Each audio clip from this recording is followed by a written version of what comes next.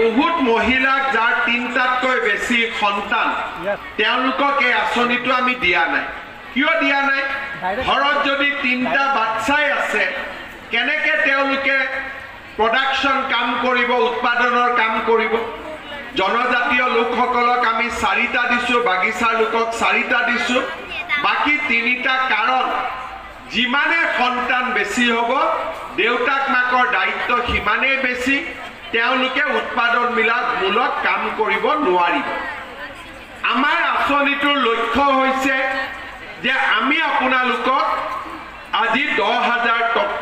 টকা আপোনালোকক দিম আৰু আপোনালোকে অহা 1 বছৰ এই 10,000 টকাটো সৎ ব্যৱহাৰ কৰিব কোনোবাই হালত দিব কোনোবাৰ গিৰিয়েক বা স্বামীৰ ব্যৱসায় আছে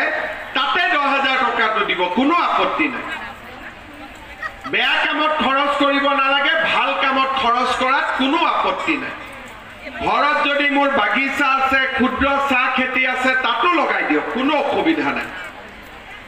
হালত কৰক মুৰ্গী কৰক কণী কৰক ব্যৱসায় কৰক 1 বছৰ পিছত আমি আপোনালোকৰ ঘৰে ঘৰে আহি পৰীক্ষা কৰিম আমি আপোনালোকক সুধিম যে আপোনালোকে টকাটো ক'ত ব্যৱহাৰ কৰিল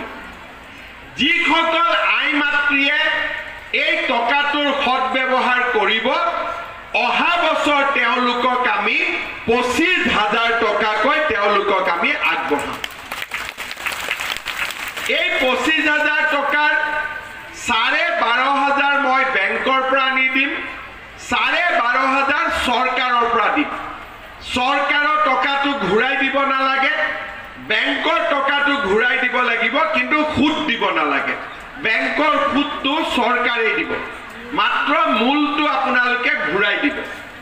আৰু যিসকলে সুন্দৰভাৱে এই 25,000 টকাৰ সৎ ব্যৱহাৰ কৰিব তেওঁলোকৰ তৃতীয় বছৰটোত আমি 50,000 টকা কৰি আমি আগবঢ়াম হাঁহে যেনেকে কণী পাৰে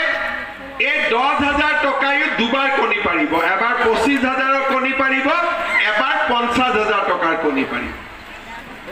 কণী পাৰিব লাগে না না লাগে যদি কণী পাৰিব লাগে হাতী আমাৰ হাঁহটো অলপ খাদ্য বস্তু খুৱাব লাগিব আৰু তাৰ অৰ্থটোৱে হ'ল যে এই টকাটোৰ আপোনালোকে সৎ ব্যৱহাৰ কৰিব লাগিব কাকো খুৱাব নালাগে